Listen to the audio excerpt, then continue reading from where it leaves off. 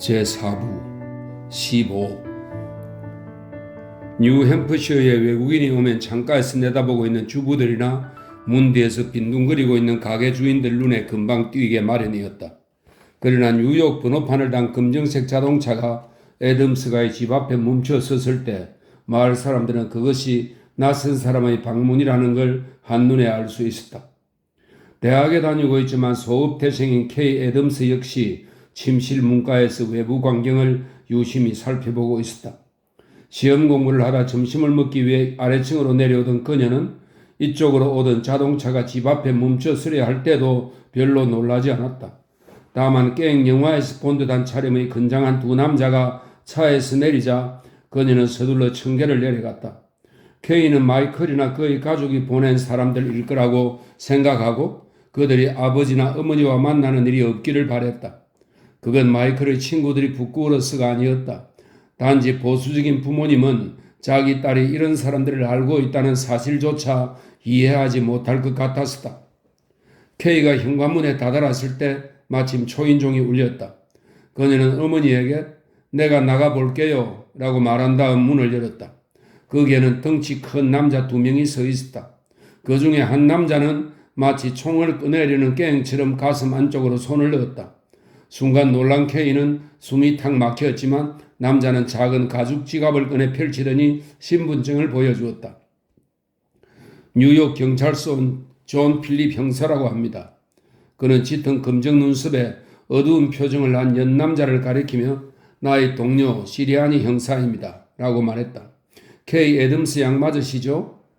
K는 고개를 끄덕였다. 실례지만 얘기 좀 나누고 싶군요. 마이클 코를레오네 씨에 대해. K는 그들이 집에 들어오도록 옆으로 비켰었다. 그때 아버지가 서재로 통하는 작은 복도에서 나타났으는 K 무슨 일이냐? 하고 물었다. K의 아버지는 은발에 체격이 호리호리하고 고상하게 보이는 신사였다. 그는 마을의 침례교회 목사이면서 학자로서 종교교회에서도 명성이 있었다. K는 아버지를 완전히 이해하지 못했다. 또 가끔 아버지의 생각에 당황할 때도 있었다. 하지만 그녀는 아버지가 자신을 무관심하게 대하지만 딸을 사랑한다는 것을 알고 있었다. 비록 자신은 아버지를 한 번도 가깝게 느껴본 적은 없지만 신뢰했다. 그래서 K는 솔직하게 이분들은 뉴욕에서 오신 형사분들이세요. 내가 아는 남자에 대해 물어볼 게 있으시대요? 라고 말했다. 애덤스 씨는 별로 놀라지 않고 서재로 들어가시죠? 라고 말했다. 필립스 형사는 공손하게 이곳에서 우리끼리 얘기하고 싶습니다. 라고 말했다. 그건 K가 결정할 일 같구나. 얘야, 너 혼자 이분들과 얘기할래? 아니면 내가 옆에 있어 줄까? 아니면 너희 엄마를 부를까? 아버지가 부드럽게 말했다. K는 고개를 지으며 말했다. 아니에요. 혼자 있겠어요. 애덤스 씨는 필립스 형사에게 내 서재를 이용하시오. 점심을 함께 들겠소? 라고 물었다. 두 남자는 고개를 저었다. K는 그들을 서재로 안내했다. 그들은 K가 어렸을 적 아버지의 커다란 가죽 의자에 앉았을 때처럼 소파 끝에 엉덩이를 걸치고 불편하게 앉았다. 필립스 형사가 말을 꺼냈다. 애덤스 양, 지난 3주일 동안 마이클 코를레오네를 만나거나 연락을 받은 적 있습니까? 이 한마디만으로도 그녀는 불길한 예감이 들었다.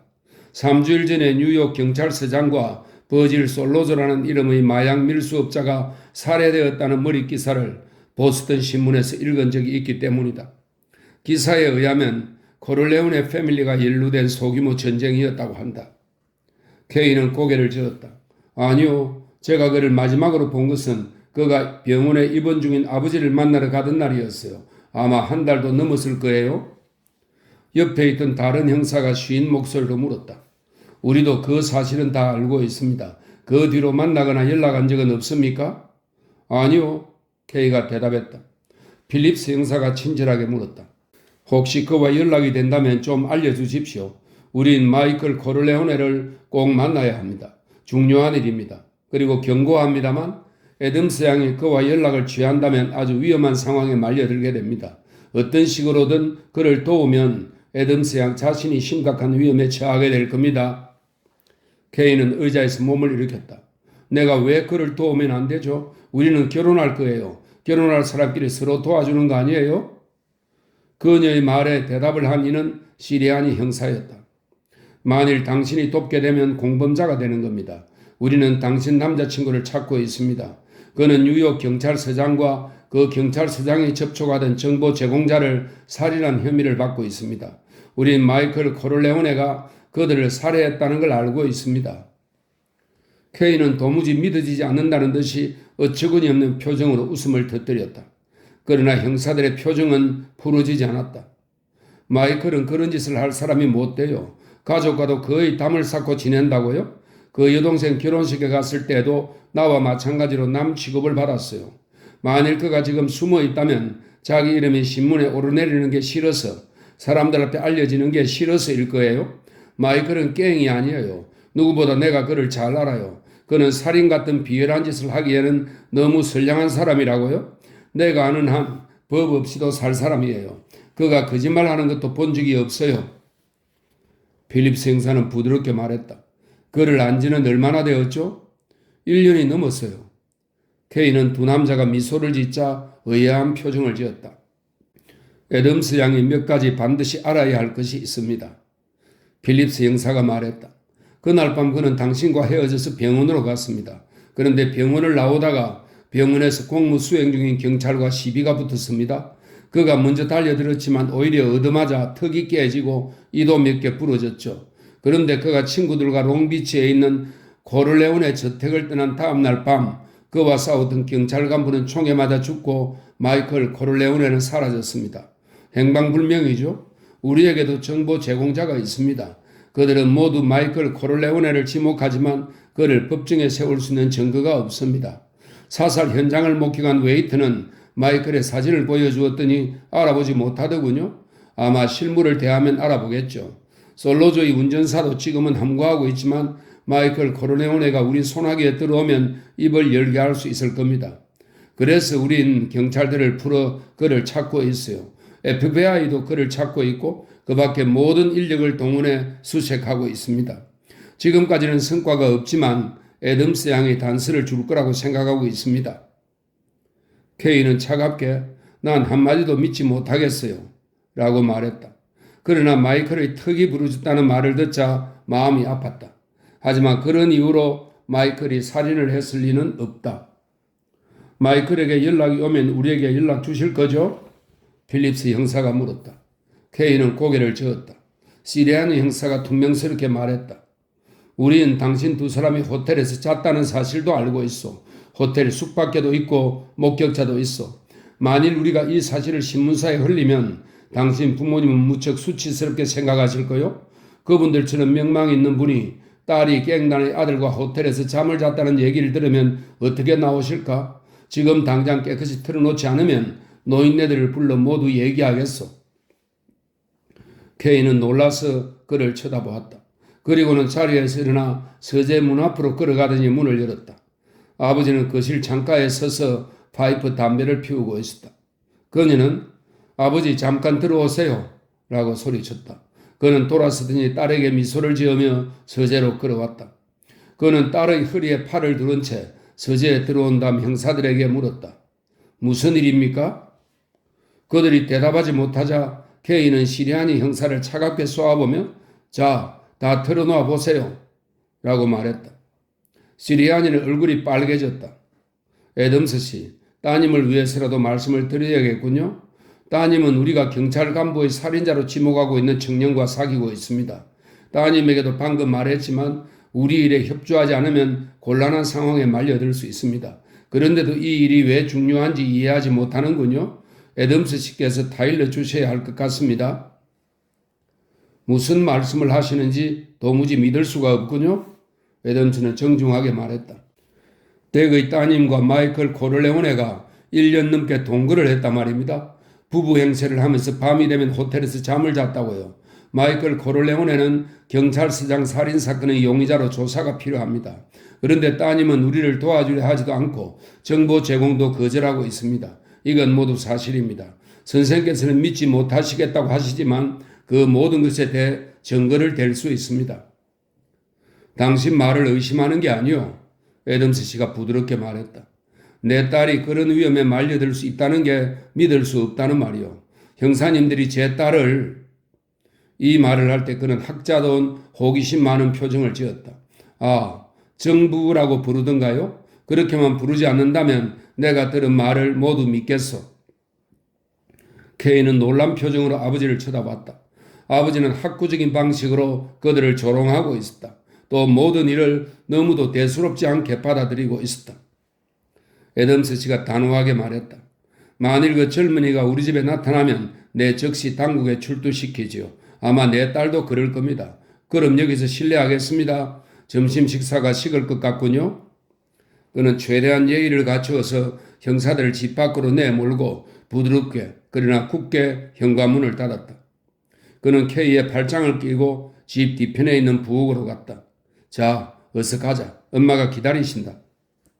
부엌에 다다르자 K는 아버지가 보여준 뜻밖의 예정에 긴장이 풀어지면서 소리 없이 흐느껴 울기 시작했다. 부엌에 있는 어머니는 그 모습을 못 본 척했다. 짐작컨대 아버지는 형사가 왔다는 얘기를 어머니에게 말한 것이 틀림없었다. K가 자기 자리에 앉자 어머니는 말없이 음식을 들어주었다. 세 사람이 모두 식탁에 앉자 아버지는 고개를 숙이고 감사 기도를 올렸다. 애덤스 부인은 키가 작고 뚱뚱했지만 언제나 옷을 단정하게 입고 머리도 깔끔하게 빗어 넘겼다. K는 어머니의 흐트러진 모습을 본 적이 없었다. 어머니는 딸에 대해 별로 간섭하지 않고 일정한 거리를 두었다. 지금도 마찬가지였다. K, 그만 울어라. 아무것도 아닌 일을 가지고 공연히 소동을 벌이는 게야. 아무렴 다트머스 학생인데 그런 불미스러운 일에 연관되었겠니? K는 놀라서 어머니를 올려다 보았다.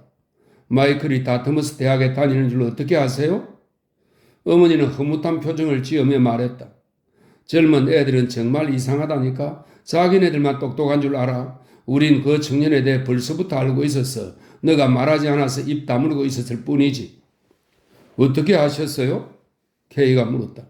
그녀는 자신과 마이클이 함께 잤다는 사실을 알고 있는 아버지의 얼굴을 똑바로 쳐다볼 수 없었다. 그래서 아버지가 너희 편지를 뜯어봤지? 라고 말하며 웃음 짓는 모습도 보지 못했다. K는 쑥스러워하면서도 화가 났다. 이제야 아버지 얼굴을 볼 수 있었다. 아버지의 행동은 그녀 자신의 죄보다 더욱 수치스러운 일이었다. K는 아버지가 그랬다는 사실을 도저히 믿을 수가 없었다. 아빠, 아니죠. 진짜 그러신 거 아니죠? 애덤스 씨는 딸을 보며 미소를 지었다. 어떤 게 더 큰 죄인지 생각해 보았다. 너희 편지를 뜯어본 게 더 나쁜지 아니면 하나뿐인 딸이 위험에 처해 있는 걸 모른 체 하는 것이 더 나쁜 일인지. 그런데 선택은 간단했고 그게 옳았다고 생각한다. 애덤스 부인은 구운 닭고기를 한 입 베어물면서 말했다. 얘야, 넌 나이에 비해 너무 순진해. 그래서 우리가 더욱 알고 있어야 했어. 그런데도 넌 한마디도 하지 않더구나. 그때 처음으로 K는 마이클이 편지에 노골적인 애정 표현을 써주지 않은 것을 고마워했다. 또 부모님이 자신의 편지를 보지 못한 것을 다행으로 생각했다. 그의 가족 때문에 걱정하실까 봐 말씀드리지 않은 거예요. 그런 줄 알고 있었다. 그런데 마이클에게선 연락이 없었니? 애덤스 씨가 명랑한 목소리로 물었다. K는 고개를 저었다. 그가 범죄를 저질렀다니 믿을 수가 없어요. K는 식탁을 마주하고 부모님이 서로 눈길을 보내는 걸 보았다. 조금 있다가 애덤스 씨가 부드럽게 말했다. 만일 그가 죄가 없으면서도 행방을 감추었다면 혹시 무슨 일이 일어난 게 아닐까? K는 처음에 그 말 뜻을 잘 이해하지 못했다. 그러다 얼마 후 식탁에서 일어나 자기 방으로 달려갔다. 3일 후 K 애덤스는 롱비치의 코럴레온의 저택 앞에서 택시를 내렸다. 그 집을 찾아가겠다고 미리 전화를 해둔 터였다. 톰 헤이건이 현관문에서 그녀를 맞이했다. K는 그가 톰인 것을 알고 실망을 했다. 톰은 자신에게 아무것도 말해주지 않을 것이라고 생각했기 때문이다. 거실에 들어가자 톰이 마실 것을 내왔다. K는 집 주변에 2명의 남자들이 어슬렁거리고 있는 것을 보았지만 소니는 아니었다. 그녀는 톰 헤이건에게 단도직입적으로 물었다. 마이클 어디 있어요? 어떻게 하면 마이클에게 연락할 수 있죠? 헤이건이 차분하게 설명했다. 마이클은 무사해요. 하지만 그가 지금 어디 있는지는 우리도 몰라요. 마이클은 경찰서장이 총에 맞았다는 소리를 듣고 자기가 누명을 쓸까 봐 걱정했어요. 그래서 행방을 감추기로 결정했어요. 내게 몇 달 안에 연락하겠다고 했어요. 그러나 그 이야기는 거짓이었다. 게다가 K가 믿도록 없는 이야기까지 덧붙인 것이다. 경찰서장이 마이클의 턱을 때렸다고요? K가 물었다. 그런 것 같습니다. 하지만 마이클은 복수심이 강한 친구가 아니에요. 내가 장담하건대 이번 일과는 아무 상관이 없을 겁니다. K는 가방을 열고 편지를 꺼냈다. 마이클을 만나게 되면 이 편지 좀 전해주세요. 헤이그는 고개를 저었다. 제가 이 편지를 받고 당신이 법정에서 내가 이 편지를 받았다고 진술하게 되면 내가 그의 행방에 대해 알고 있는 것처럼 해석될 수 있습니다. 조금만 더 기다려 주십시오. 틀림없이 마이클이 연락을 할 겁니다. 그녀는 음료수를 마신 뒤 자리에서 일어났다. 헤이근이 그녀를 배웅하기 위해 복도까지 따라 나왔는데 그때 문이 열리며 한 부인이 들어왔다. 키가 작고 뚱뚱하며 검정색 옷을 입고 있었다. K는 그녀가 마이클의 어머니라는 걸 알았다. K는 부인의 손을 잡으며 안녕하세요 코를레온의 부인이라고 인사했다. 부인의 작고 까만 눈동자가 그녀를 얼핏 쳐다보니 이내 눈을 깜빡이며 올리브 껍질 같은 얼굴에 희미한 그러나 왠지 모르게 진실로 반가워하는 듯한 미소를 지었다. 아, 마이클의 여자친구로군? 코를레온의 부인은 이렇게 말했다. 강한 이탈리아 억양이 남아있어서 K는 겨우 알아들었다. 뭐 좀 먹었수? K는 먹고 싶은 생각이 없어서 먹지 않았다고 하자 코를레온의 부인은 화를 내면서 먼 길을 왔는데 커피라도 대접하지 않고 뭐하느냐 며 헤이근에게 이탈리아어로 꾸중을 했다. 그녀는 K의 손을 잡아챈 다음 부엌으로 데리고 갔다. 늙은 부인의 손은 놀라울 정도로 따뜻하고 힘이 셌다. 커피도 마시고 뭐 좀 먹어요. 사람을 시켜 집까지 데려다 줄 테니 이렇게 예쁜 처녀가 혼자 기차를 타는 건 좋지 않아요? 그녀는 K를 앉게 한 다음 코트와 모자를 의자에 걸쳐놓고 분주하게 손을 올렸다. 몇 분 후 식탁에는 빵과 치즈, 살라미 소세지가 차려지고 스토브에는 커피가 끓고 있었다. K는 망설이다가 입을 열었다. 마이클에 대해 알아보려고 왔어요. 그에게서 아무런 연락이 없었어요. 헤이건 씨는 그가 어디 있는지 아무도 모른다. 조금 있으면 돌아올 거라고만 하네요. 헤이건이 얼른 말을 받았다. 지금은 그 말밖에 해줄 수가 없어요, 어머니. 코를레온의 부인은 노여움이 가신 얼굴로 그를 바라보았다. 지금 내게 어떻게 말해야 한다고 강요하는 게냐? 내 남편도 내게 어떻게 하라고 명령하지는 않아. 오, 하나님께서 그 애를 보살펴 주세요. 그녀는 성호를 그었다. 코를레온의 씨는 좀 어떠세요? K가 물었다. 괜찮다오. 이제 나이도 들어가는데 자꾸만 그런 어리석은 일을 벌이니? 그녀는 자신의 머리를 툭툭 치면서 대답했다. 그녀는 K에게 커피를 따라주며 빵과 치즈도 먹어보라고 권했다. 커피를 다 마신 뒤 코를레온의 부인은 갈색의 두 손으로 K의 손을 잡았다. 그리고 조용히 말했다. 마이클은 편지하지 않을 거요. 연락도 오지 않을 거고 아마 2, 3년간 숨어 있어야 할 거야. 아니 어쩌면 그보다 더 길어질지도 몰라. 이제 가족에게 돌아가 훌륭한 청년을 만나서 결혼해야지. K는 지갑에서 편지를 꺼냈다. 이 편지를 마이클에게 꼭 전해주세요. 늙은 부인은 편지를 받아들고는 K의 뺨을 어루만졌다. 그래, 꼭 전해주지. 그것을 본 헤이건이 만류하려고 하자 부인은 이탈리아어로 소리를 질렀다. 부인은 K를 현관까지 데려다 주었다. 그리고는 K의 뺨에 입을 맞추며 마이클은 잊어요. 더 이상 아가씨의 남자가 아니라오 라고 말했다. 집 앞에는 2명의 남자가 차를 대기시켜 놓고 K를 기다리고 있었다. 그들은 그녀를 뉴욕의 호텔로 데려다 주면서 아무 말도 하지 않았다. K도 마찬가지였다. 그녀는 현실을 받아들이려고 애썼다. 자신이 사랑하는 남자가 냉혈한 살인자라니 그것은 가장 확실한 정보원인 그의 어머니에게서 들은 말이었다. 16. 카를로 리치는 세상에 대해 화가 나 있는 소년 같았다. 코를레오네가로 장가든 후 맨해튼 동부 지역에서 조그만 막군 영업소를 운영하고 있는 카를로는 따돌림을 당하고 있다고 느꼈다. 사실 결혼 전에는 롱비치에 있는 집 한 채를 염두에 두고 있었다. 돈 코를레오네가 은퇴자촌으로 들어가고 자신은 그 집을 차지하고 모든 것이 중심에 서게 될 것으로 기대했다. 그러나 돈 코를레오네는 그를 제대로 대접해 주지 않았다. 위대한 대부라고? 그는 속으로 비웃었다. 길거리에서 멍청한 삼육깡패에게 총이나 맞다니. 이젠 골방에나 들어앉아야 할 늙은이 주제에. 그는 늙은이가 빨리 죽기를 바랐다. 한때 친구였던 소니가 패밀리 우두머리가 되면 자기도 핵심부에 들어갈 수 있는 기회를 얻게 되리라고 기대했다. 그는 아내가 커피를 따르는 모습을 지켜보았다. 맙소사, 저 옆에 내가 왜 저렇게 변했지? 결혼생활 5개월 만에 그녀는 몸이 펑퍼짐해지고 배까지 불러왔다. 동부에 사는 여느 이탈리아 여자들처럼 띠룩띠룩 살이 찐 것이다. 그는 손을 뻗어 코니의 퉁퉁한 엉덩이를 어루만졌다. 코니가 미소를 짓자 그는 돼지보다 엉덩이가 더 크군 하고 경멸했다. 그는 아내가 상처를 받고 눈물을 흘리면 기분이 좋았다.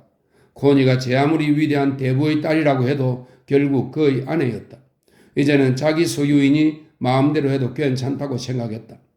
카를로는 코를레오네 가족 하나가 자기 발밑에 있다고 생각하면 그렇게 통쾌할 수가 없었다. 그들은 처음부터 어긋나기 시작했다. 코니는 선물로 받은 두둑한 돈 지갑을 자신을 위해 간직하려고 했지만 카를로는 까맣고 매력적인 눈빛으로 그 돈을 빼앗았다. 그리고 그 돈을 어디에 써버렸는지 말도 하지 않았다. 그것은 분명 문제 있는 행동이었다. 그런데도 카를로는 조금도 양심의 가책을 느끼지 않았다. 게다가 경마장과 쇼걸에게 거의 15,000달러나 갖다 바쳤다. 그는 자신의 뒷모습을 보고 있는 코니의 눈길을 느꼈다. 그래서 식탁 저편에 있는 빵 접시를 잡으려고 손을 뻗으면서 근육을 한껏 수축시켰다. 그는 방금 햄과 계란을 먹어 치웠지만 체격이 큰 만큼 아침밥도 많이 먹었다. 그는 자신이 아내에게 어떤 모습으로 비칠까 생각하면 어깨가 으쓱해졌다. 짧게 자른 금발에 노란 털이 무성한 팔뚝, 떡 벌어진 어깨, 날씬한 허리, 은음으로 보아도 개기름이 흐르는 시커먼 이탈리아 사내와 비할 수 없을 것이다. 그는 패밀리에서 일하는 덩치 좋은 행동대원들보다도 자신이 육체적으로 훨씬 강인하다고 자부했다. 클레멘자나 테시오, 로코 람포네, 파울리 같은 녀석들도 얼마든지 때려 눕힐 수 있다고 생각했다. 그는 문득 파울리에 대한 소식이 궁금했다. 소니에 대해서도 생각했다. 비록 소니가 자신보다 몸집이 크지만 1대1로 붙으면 소니도 이길 수 있을 거라고 생각했다. 그래도 소니를 두려워하는 것은 그에 대한 소문 때문이었다. 카를로는 소니의 사람 좋고 활달한 모습 외에 다른 모습은 본 적이 없었다. 그렇다. 소니는 그의 친구였다. 아마도 늙은 대부가 죽고 나면 뭔가 새로운 길이 열릴 것이다. 그는 여유있게 커피를 마셨다. 그는 이 아파트가 싫었다. 서부의 널찍한 집에 살던 버릇이 남아있어서 더욱 그랬다. 잠시 후면 그는 오전 영업을 하기 위해 시내를 가로질러 거의 막군 영업소로 가야 했다. 일요일이기 때문에 야구 경기 외에 마지막 농구 경기와 밤에 열릴 스피드 경마까지 중요한 게임들이 한꺼번에 열렸다. 그는 코니가 자기 뒤에서 분주히 움직이는 걸 느끼고 돌아다 보았다. 그녀는 그가 가장 싫어하는 뉴욕 촌뜨기 스타일의 옷차림을 하고 있었다. 벨트가 달린 꽃무늬 실크 원피스에 팔찌와 귀걸이 그리고 주름 장식의 소매까지 20년이나 나이 들어 보였다. 도대체 어디를 가는 거야? 그가 물었다. 아버지 좀 뵈러 롱비치에 가려고요. 아직 침대에 누워 계시니 말벗이라도 해드리려고요. 카를로는 호기심이 발동했다. 소니는 아직도 쇼를 하고 있나? 코니는 냉담한 표정으로 그를 바라보았다. 쇼라니요? 그는 발끈 화가 났다. 이 더러운 이탈리아 년이 내가 이따위로 말하지 말랬잖아? 그럼 뱃속에 있는 애 새끼가 튀어나오도록 맞을 거라고 했지. 코니는 잔뜩 겁에 질린 표정을 지었고 그 모습에 카를로는 더욱 성질이 난폭해졌다. 그는 자리에서 벌떡 일어나 그녀의 얼굴을 때렸다. 얼굴에 빨간 손자국이 났다. 그는 정확하게 3대를 더 때렸다. 그녀의 윗입술이 찢어져 피가 나고 부어오른 것이 보였다. 그는 순간 멈칫하며 흔적이 남지 않도록 조심할 걸 하는 생각이 들었다. 코니는 침실로 뛰어들어가 문을 꽝 하고 닫았다. 잠시 후 열쇠를 돌려 문을 잠그는 소리가 들렸다. 그는 웃으면서 식탁으로 돌아가 커피 잔을 깨끗이 비웠다. 카를로는 옷 입을 시간이 될 때까지 담배를 피웠다. 그는 문을 두드리며 소리쳤다. 발로 차기 전에 어서 문 열어. 그러나 아무 대답이 없었다. 어서 나 옷 갈아입어야 해. 그는 성난 목소리로 말했다. 코니가 침대에서 일어나 문으로 걸어오는 소리가 들렸다. 그리고 열쇠 돌리는 소리가 났다. 그가 방으로 들어오자 코니는 등을 돌리고 침대로 걸어간 다음 벽을 향해 다시 들어 누웠다. 그가 급히 옷을 차려입고 보니 코니는 속옷 차림이었다. 그는 코니가 아버지 병문안을 가서 어떤 소식이라도 가지고 오기를 바랬다. 왜 그래?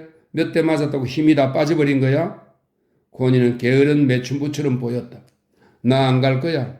코니는 울먹거리면서 말했다. 그는 불쑥 팔을 뻗어 그녀를 돌아 눕혔다. 그런 뒤에야 그녀가 왜 친정에 가지 않으려고 하는지 짐작할 것 같았다. 자신이 생각보다 더 세게 때린 게 분명했다. 코니의 왼쪽 뺨은 부었고 찢어진 윗입술은 풍선처럼 흉측하게 부풀어 오르고 코 밑은 하얗게 변해 있었다. 좋아. 하지만 난 오늘 늦게 들어올 거야. 일요일이 가장 바쁜 날이니까. 아파트를 나선 카를로는 주차장에 주차 위반 딱지가 붙어 있는 것을 발견했다. 15달러짜리 녹색 딱지였다. 그는 그 딱지를 다른 잡동사니들과 함께 앞좌석의 정리함에 쳐넣었다. 그는 기분이 좋았다.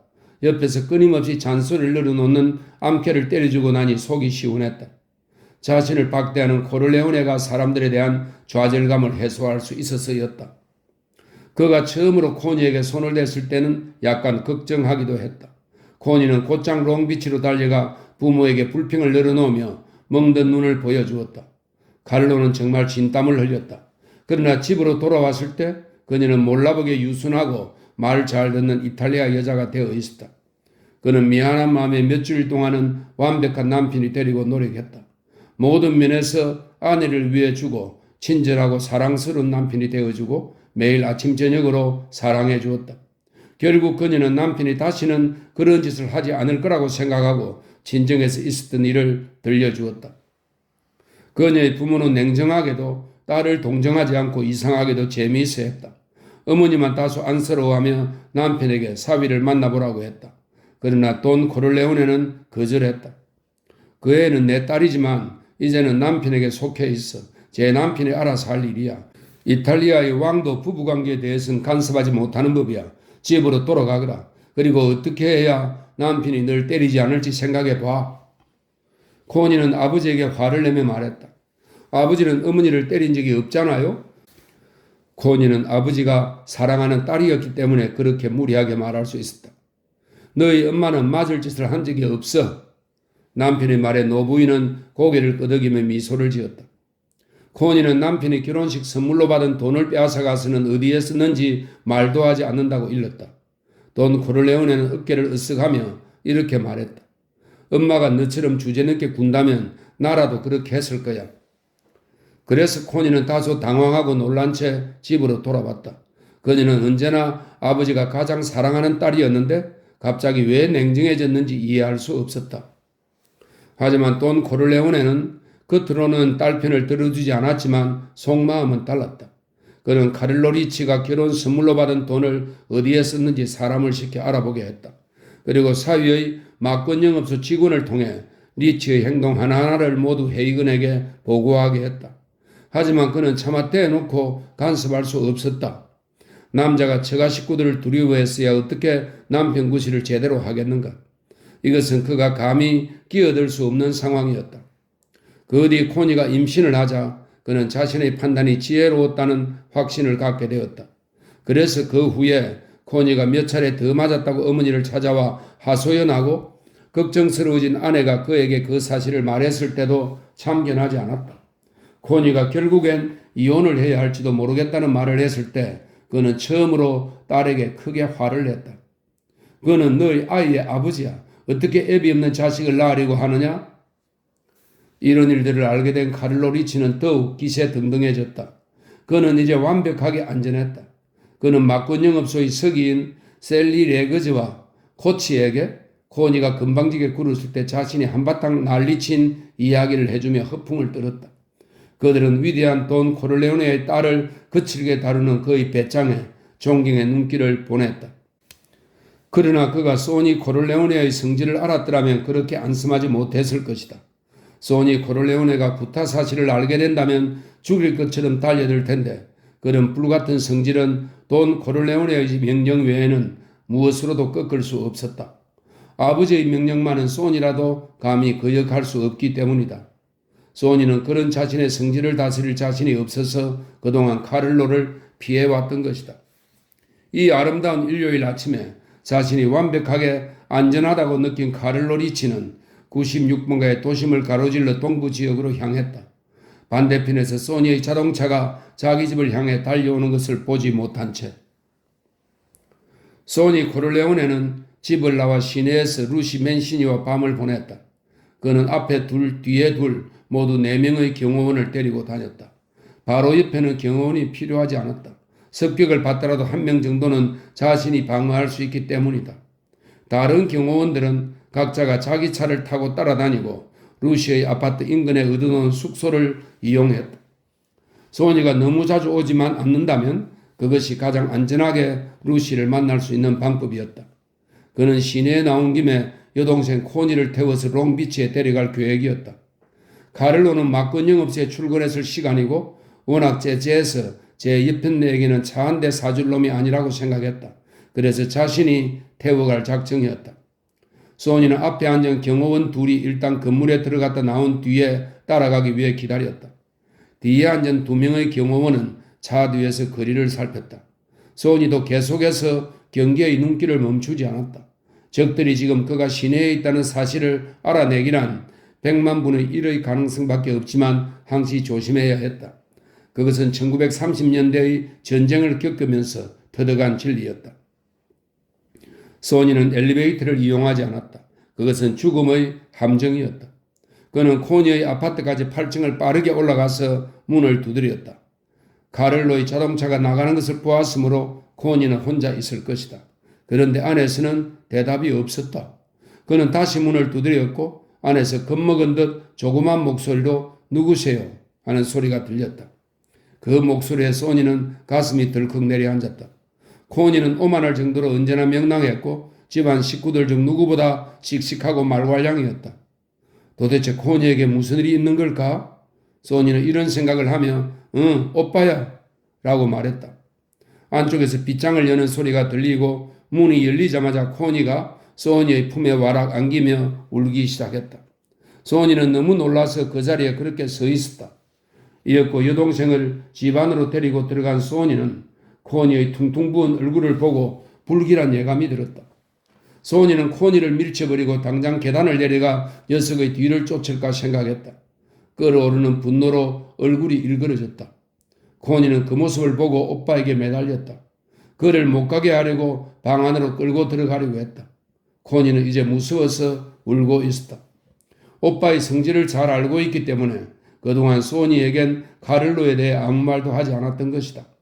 코니는 계속해서 오빠를 방 안으로 끌고 들어가려고 했다. 모두 내 잘못이야. 내가 싸움을 걸었고 내가 때리려고 했기 때문에 얻어맞은 거야. 그는 이렇게 세게 때릴 마음은 없어서 내가 먼저 시비를 건 거야. 소니의 잘생긴 얼굴은 어느덧 조금 진정이 된 것 같았다. 지금 당장 아버지한테 가자. 코니는 아무 대답이 없었다. 소니가 말을 덧붙였다. 난 네가 오늘 집에 갈 줄 알고 데려가려고 들른 거야. 시내에 나올 일이 있었거든. 그녀는 고개를 가로저었다. 아버지께 이런 모습 보여드리고 싶지 않아. 다음 주에 갈게. 알았다. 소니는 이렇게 말하고 부엌으로 가서 전화를 걸었다. 의사를 이곳으로 불렀다. 진찰 받고 너의 얼굴도 치료를 받아야겠다. 어떻든 넌 몸조심을 해야 돼. 아기를 낳으려면 몇 개월 남았지? 2달. 코니가 말했다. 오빠 제발 아무 짓도 하지 마라. 부탁이야. 응? 소니는 웃었다. 그러나 곧 무언가 생각하는 듯 얼굴 표정이 잔인하게 일그러졌다. 걱정하지 마. 내 조카가 태어나기도 전에 고아가 되는 일은 없게 할 테니까. 그는 코니의 상처난 얼굴에 가볍게 키스하고 아파트를 떠났다. 동부지역 112번가 사탕가게 앞에는 자동차들이 두 줄로 길게 주차되어 있었다. 그곳은 카를로 리치의 막건 영업소 본부였다.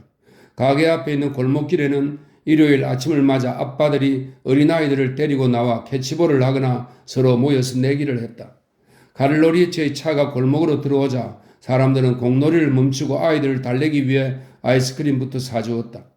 그런 다음 신문을 보면서 그날 선발로 나오는 투수들을 분석한 다음 우승팀에 돈을 걸게 될 것이다. 카를로는 가게 뒤편에 있는 큰 방으로 들어갔다.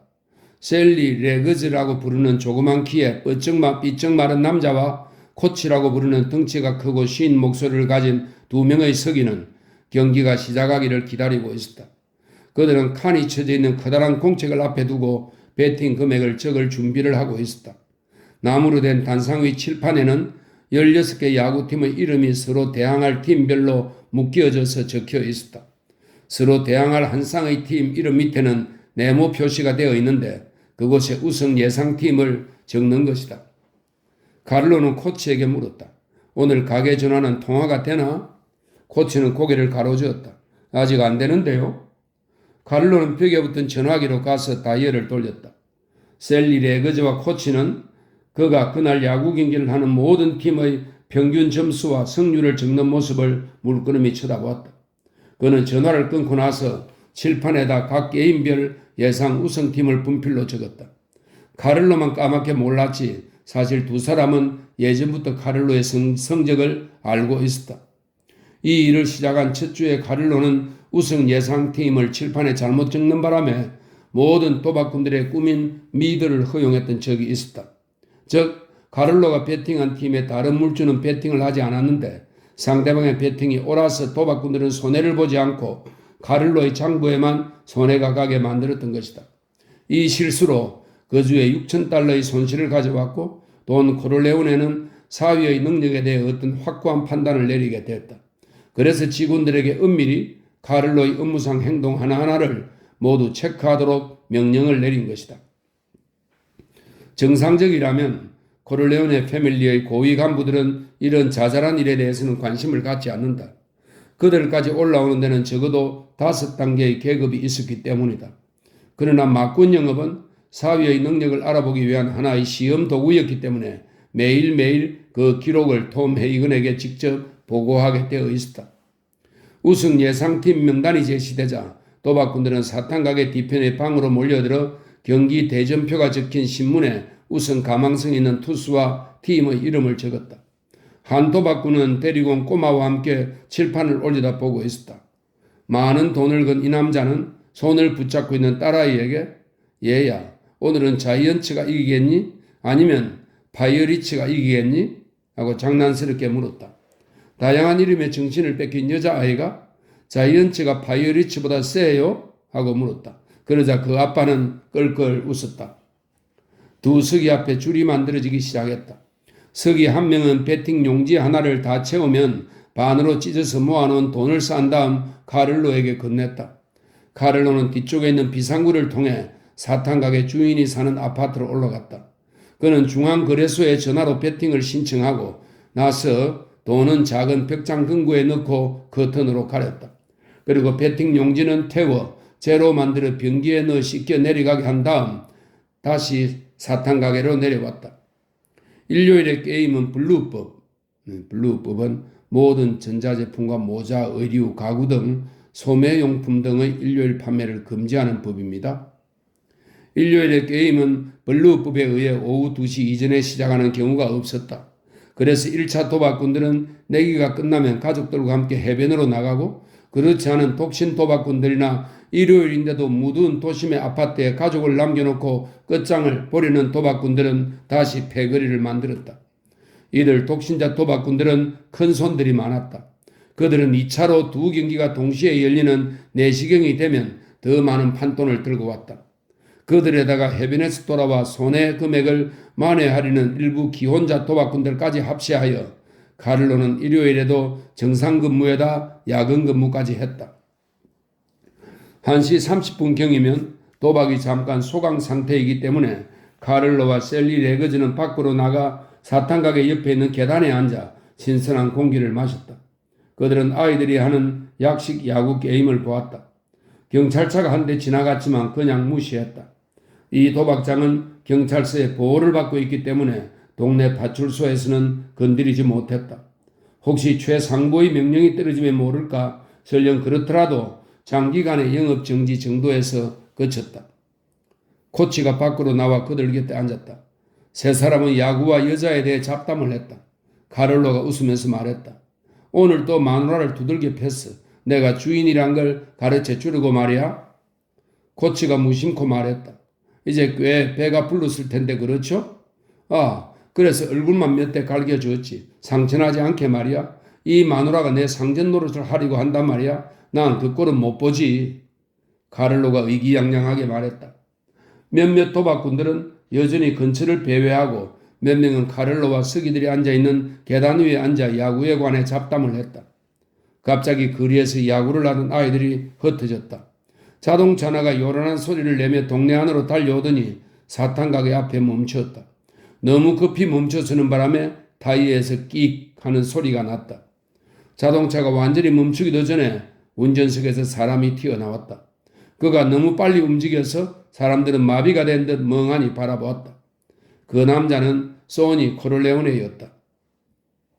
입꼬리가 치켜 올라가고 입술이 두툼하니 큐피트처럼 잘생긴 그의 얼굴은 추악한 분노의 가면을 쓴 것 같았다. 그는 어느새 계단으로 올라와 카를로 리치의 멱살을 잡았다. 그리고 카를로를 계단 밑으로 매다 꽂으려고 했다. 그러나 카를로는 근육질의 팔로 계단의 금속 난간을 잡고 매달렸다. 그리고 머리와 얼굴을 어깨 밑으로 숨기며 몸을 잔뜩 움츠렸다. 소니는 그의 셔츠를 갈기갈기 찢었다. 소니는 잔뜩 움츠린 카를로를 주먹으로 때리기 시작했고 너무 화가 나서 잘 나오지 않는 목소리로 욕설을 퍼부었다.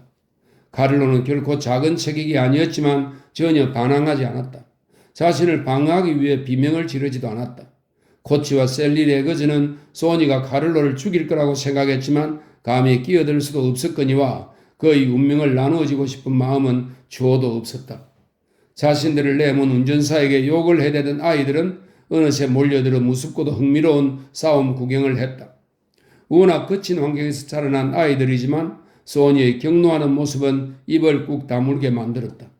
그러는 사이에 또 다른 자동차가 들어와 소니 뒤에 멈춰서더니 차에서 두 명의 경호원이 뛰어내렸다.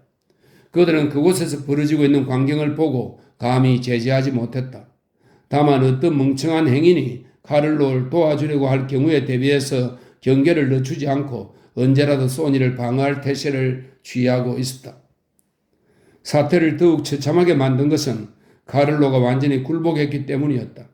그러나 그렇게 하지 않았으면 목숨을 건지지 못했을 것이다. 그는 소니가 그리로 끌어내리지 못하게 쇠난간에 매달렸다. 겉으로 보면 체격이 비슷했지만 그는 여전히 반격을 하지 않았다. 소니의 분노가 사그라들 때까지 그렇게 목과 머리에 빗발치는 주먹 세례를 받고만 있었다. 소니는 마침내 숨을 씩씩거리며 카를로를 내려다보며 소리를 질렀다. 이 더러운 새끼, 또 한 번만 내 동생 때리면 죽여버릴 줄 알아? 이 말과 함께 긴장이 풀어졌다. 물론 소니가 그를 죽일 마음이 있었다면 굳이 그렇게 위협할 필요가 없었을 것이다. 죽일 수가 없었기 때문에 좌절감에서 내뱉은 말이었다. 카를로는 소니를 쳐다보지 못했다. 그는 여전히 고개를 숙이고 있었고 쇠난간을 잡았던 두 손과 팔은 힘없이 엉키었다. 자동차가 요란한 소리를 내며 떠나갈 때까지 그는 그렇게 앉아 있었다. 이었고 코치가 걱정스러워하는 듯한 목소리로 말했다. 됐어요, 카를로. 이제 가게로 들어가요. 빨리 여길 피해요. 계단 위에 웅크리고 앉아있던 카를로는 자리에서 힘겹게 일어나며 난간을 잡았던 손을 풀었다. 몸을 일으키니 자신을 뚫어지게 쳐다보는 아이들이 보였다. 인간의 품위가 추락하는 광경을 목격한 아이들의 얼굴은 일그러져 있었다. 그는 약간 현기증을 느꼈지만 그것은 충격 때문이었다. 원시적인 공포감에 몸의 제어 능력을 잃었기 때문이다. 실제로 엄청난 주먹질에도 불구하고 겉으로 드러나는 상처는 없었다. 그는 코치의 부축을 받으며 사탕가게 뒷방으로 들어갔다. 찢어지거나 피가 나지는 않았지만 얼굴이 붓고 멍들어서 얼굴에 얼음찜질을 했다. 이제 두려움은 사라졌지만 소니에게 당한 굴욕감 때문에 속이 메스껍고 토할 것만 같았다. 코치는 술 취한 사람에게 하듯 카를로를 세면대에 데려간 다음 위층에 있는 침대에 눕게 해주었다. 셀리 레거즈는 도망을 갔는지 보이지 않았다.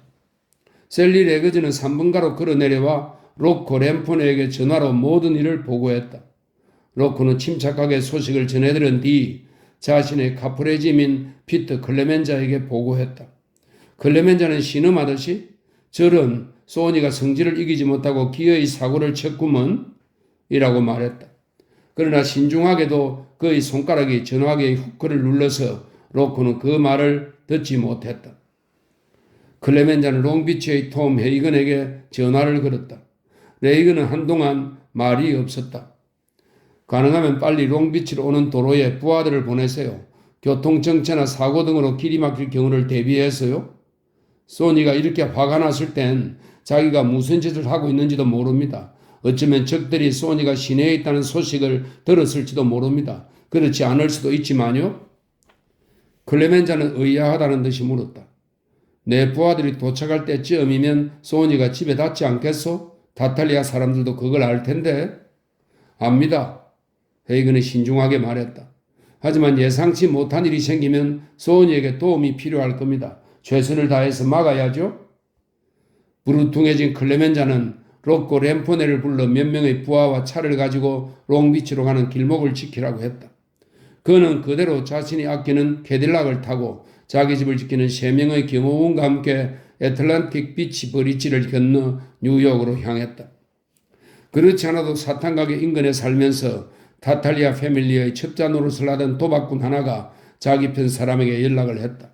그러나 타탈리아 패밀리는 전시의 연락체계가 단순화되어 있지 못해서 그 소식이 카프레짐을 통해 타탈리아 패밀리의 보스에게 전달되기까지 많은 시간이 걸렸다.